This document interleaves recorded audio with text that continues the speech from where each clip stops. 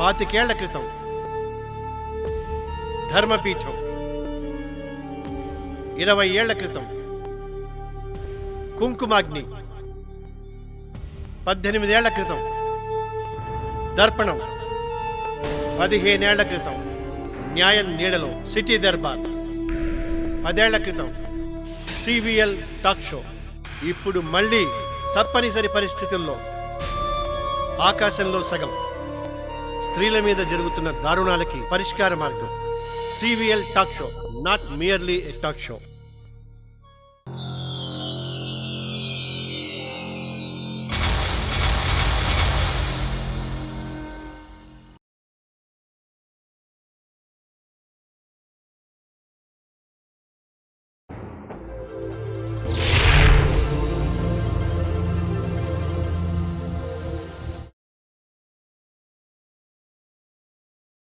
ఆడపిల్ల ఎప్పుడూ ఆడపిల్లేనేమో, అందుకే ఆడపిల్లని ఎప్పుడెప్పుడు ఆడకి పంపించేద్దాము అనుకుంటుంటారు.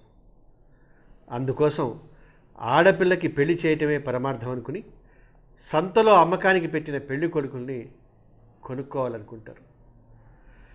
పాపం ఆ తల్లిదండ్రులు తోబుట్టువులు అష్టకష్టాలు పడి కడుపు కట్టుకుని కట్నం ఇచ్చి పెళ్లి చేస్తారు. అక్కడికి ఏదో ఆ పిల్ల సుఖపడిపోతుంది అని. కానీ తీరా పెళ్ళయ్యాక కానీ తెలియదు ఆ పిల్ల పడే కష్టాలు ఏమిటో.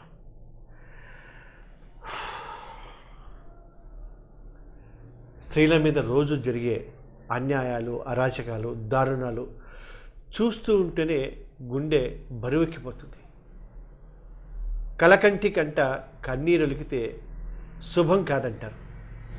కానీ పాపం ఈ ఆడపిల్లలకి ఎన్నెన్ని కష్టాలు, కన్నీళ్ళు.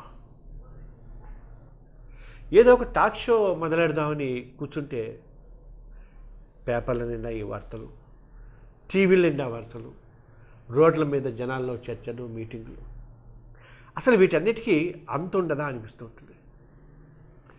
ఈ టాక్ షోలో అవినీతి రహిత సమాజం గురించి మాట్లాడదాం అనుకున్నాం, కాలుష్య రహిత సమాజం గురించి మాట్లాడదాం, వరకట్న రహిత సమాజం గురించి మాట్లాడదాం అనుకుంటున్నాం, స్త్రీల మీద అత్యాచారాలు, అన్యాయాలు, దారుణాలు లేని సమాజం కోసం మాట్లాడదాం అనుకుంటున్నాం.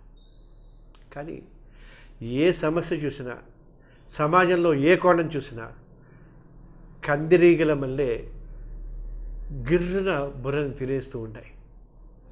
కాకపోతే ఎక్కడో ఒక మొదలు పెట్టాలి.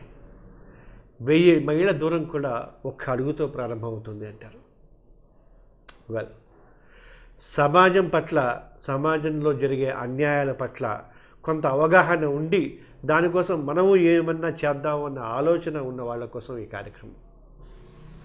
చాలా డ్రైగా ఉంటుంది, పెద్దగా ఇంట్రెస్టింగ్గా ఉండదు, పెద్దగా సరదాలు ఉండదు, నవ్వుకోవటాలు ఉండదు, శ్రమని మర్చిపోవటాలు ఉండదు. ప్రతిరోజు ఏమాత్రం కాస్త ధైర్యం ఉన్నా మీ గుండె బరువెక్కే వార్తలే ఉంటుంటాయి. కాకపోతే వీటన్నిటికీ ఎప్పుడో అప్పుడు చరమగీతం పాడాలి, తప్పదు. Enough of silence, enough of tolerance. We have to make a beginning, we have to break the silence. నిశ్శబ్దాన్ని ఛేదించటం తప్పదు. కాకపోతే ఒక్కడనేమో అని భయం వేస్తుంది అనుకుంటున్నారా? లేదు, నాతో పాటు చాలామంది ఎంతోమంది, ఇంకెంతలో మంది ఈ ఉద్యమంలో పాలు పంచుకోవటానికి సిద్ధంగా ఉన్నారు. అందుకే ఈ ధైర్యం. మీరు నేను కలిసి we can make a difference, we can make a beginning at least. ప్రఖ్యాత కవి జ్వాలాముఖి అన్నట్టుగా సమాజంలో మంచి వాళ్ళకి కొరత లేదు, కొరతల్లా వాళ్ళందరూ ఒక్కచోటికి చేరకపోవటమే అంటారు. నాకు నమ్మకం ఉంది. ఒక చోట చేరటానికి నాందివాచకం పలికాం. తప్పకుండా ప్రతి ఒక్కళ్ళు ఈ ఉద్యమంలో భాగస్వాములు అవుతారు. నేను సైతం అంటూ మనం సమిధలు కానక్కర్లేదు. మనకు ఖాళీ ఉన్న సమయంలో, మనకు ఏమీ తోచనప్పుడు, ఏం చేయాలో అర్థం కానప్పుడు, బోరు కొట్టినప్పుడు ఈ సమస్యల గురించి ఆలోచించి మనకున్న కాస్త సమయాన్ని, కాస్త ఆలోచనని, కాస్త చిత్తశుద్ధిని ఈ సమస్యని పరిష్కరించుకోవటానికి మనం మొదలు పెడితే సరిపోతుంది. ఆధ్వర్యంతో ఈ కార్యక్రమాన్ని మొదలుపెట్టారు. దీనికి రాఖీ చిత్ర దర్శకుడు కృష్ణవంశీ కూడా కొంత ధైర్యం ఇచ్చారు. కారణం ఆ సినిమాకి కొంత రీసెర్చ్ చేసేటప్పుడు కలిసి పంచుకున్న అనుభవాలు కానీ, అంతకుముందు ఖడ్గం కానీ, సింధూరం కానీ, ఆ స్టోరీలు, ఆ సినిమా రూపకల్పనలో మేము ఇంటరాక్ట్ అయిన పరిస్థితులు కానీ, ఏదో ఒకటి ఎప్పుడో ఒకటి ఏదో చేద్దామని ఎందుకంటే తను ఏ మసాలా విషయాలున్న సినిమాలైనా తీయచ్చు, కానీ సమాజం పట్ల అవగాహన, ఆలోచన, కొద్దో గొప్ప చిత్తశుద్ధి ఉన్న మనిషి కనుక సమాజంలోని ఈవిల్స్ని దూరం చేయడానికి ప్రయత్నించడానికి నడుం కట్టుకుంటాడు. అందుకే రాఖీ సినిమాలో ఏ పోర్షన్ అయినా, ఎంత నిడివైనా మనం ఈ దురాచారాలని మాపుకోవటానికి మనకి ఇచ్చాడు. I should thank him in fact. So we are making a beginning. దీనికి ఒక పేరు పెట్టుకోవాలి. ఇమీడియట్గా మొదలు పెట్టడానికి సివిఎల్ టాక్ షో అన్నాం. బట్ 10 ఏళ్ల క్రితమే చేసాం CVL talk show. CVL talk show అంటే నేను మాట్లాడటే ఉంటుందేమో, లేదా మీతో మాట్లాడించడానికో, మన ఇద్దరం మాట్లాడటానికో. అలాగే దీనికి టుగెదర్ విత్ సివిఎల్ అంటే కూడా బాగుంటుందేమో అనిపించింది. Make a difference with CVL అనిపించింది. ఆడపిల్లల సమస్యల్ని, వాటి పరిష్కారానికి కోసం మనం చేసే ప్రయత్నాల్ని దాని మీద ఎక్కువ కాన్సన్ట్రేట్ చేద్దాం. కాబట్టి దానికి ఆకాశంలో సగం అని పేరు పెట్టుకుందాం అనిపించింది. ఏ పేరైనా మనందరం కలిసి ఒక బిగినింగ్ చేద్దాం. Yes, I'm sure together we can make a difference. ఖచ్చితంగా ఈ దురాచారాన్ని ఈ సమాజం నుంచి పారదోలడానికి మన వంతు మనం చేద్దాం. ఆ ఈవిల్స్ అన్నీ ఈ సమాజం నుంచి పారిపోవటానికి ఎక్కువ సంవత్సరాలు అక్కర్లేదని చెప్పి నా ఉద్దేశం.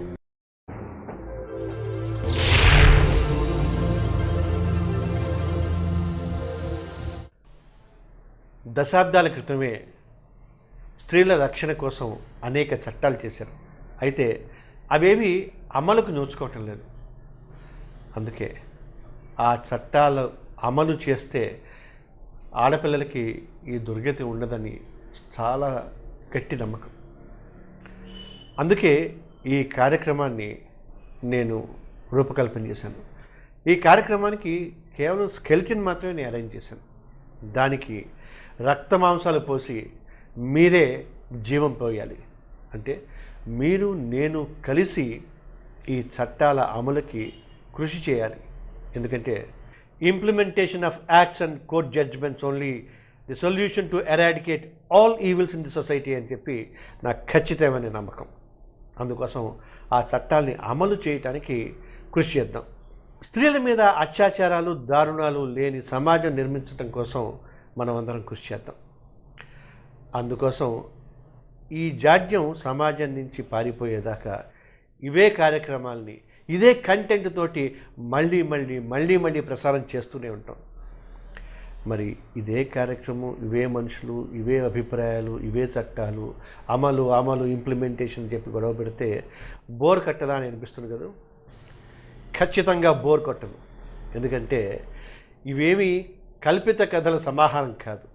రోజు మన కళ్ళ ముందు చూసే వాస్తవాలు, మన గుండెల్ని చిదిపేసే సత్యాలు. అటువంటిప్పుడు ఎందుకు బోర్ కొడుతుంది? కాకపోతే ఈ నిజాల్ని చూసి తట్టుకోలేక ఎందుకులే ఇది అని అనిపించుకోవటం తప్ప, ఈ దాటవేత ధోరణి తప్ప మరేమీ కాదు. ఖచ్చితంగా మీరు నేను కలిసి ఒక మంచి సమాజం వైపు అడుగు వేద్దాం. Together we can make a difference. ఈ ఆడపిల్లల మీద దాడి ఇంత పాశవికంగా, అంటే అడవిలో మృగాలు వచ్చి ఊరి మీద పడి పీక్కుతున్నట్టుగా నరికేయటాలు, యాసిడ్ పోసేయటాలు, ఇవన్నీ ఏం సార్? ఎలా మరి దీన్ని కట్టడి చేయటం మీరు చెప్పండి. How to stop this? First చట్టం అంటే భయం ఉండాలి. రెండోది చట్టం చేసేవాళ్ళు దీన్ని ఇండైరెక్ట్గా ఎంకరేజ్ చేసే వాళ్ళని కూడా ప్రాసిక్యూట్ చేయాలి. అప్పుడు భయం ఉంటుంది. ఈ భయం అన్నది జనాల్లో కలిగించడానికి ముఖ్యంగా న్యాయ వ్యవస్థ, పోలీసులు కలిసి కృషి చేయాలి. అంతేగాని ఒక కేసు అయిపోయిన తర్వాత ఇన్వెస్టిగేట్ చేయటానికి ఏళ్ళు పూళ్ళు తీసుకుంటే పోలీసులు, ఆ తర్వాత ఛార్జ్షీట్ వేసిన తర్వాత సంవత్సరాల తరబడి కోర్టులో కేసు జరిగి అప్పీలు ఆ కోర్టుకి, ఆ పై కోర్టుకి పెడితే ఇంకా నేరస్తులకు భయం ఎందుకు ఉంటుంది? ఆ మధ్య ఏదో న్యూస్లో చదివాను, పాలు అడల్టరేట్ చేసినందుకు చైనాలో 15 రోజుల్లో విచారణ కంప్లీట్ చేసి ఆ అడల్టరేట్ చేసిన నేరస్తుడిని బహిరంగంగా ఉరితీశారట. అలా ఉండాలి శిక్ష. ఖచ్చితంగా మన న్యాయ వ్యవస్థ కూడా అలాగే స్పందిస్తుందని, స్పందించేలా మనమందరం ప్రయత్నం చేద్దామని ఆశిస్తున్నాం.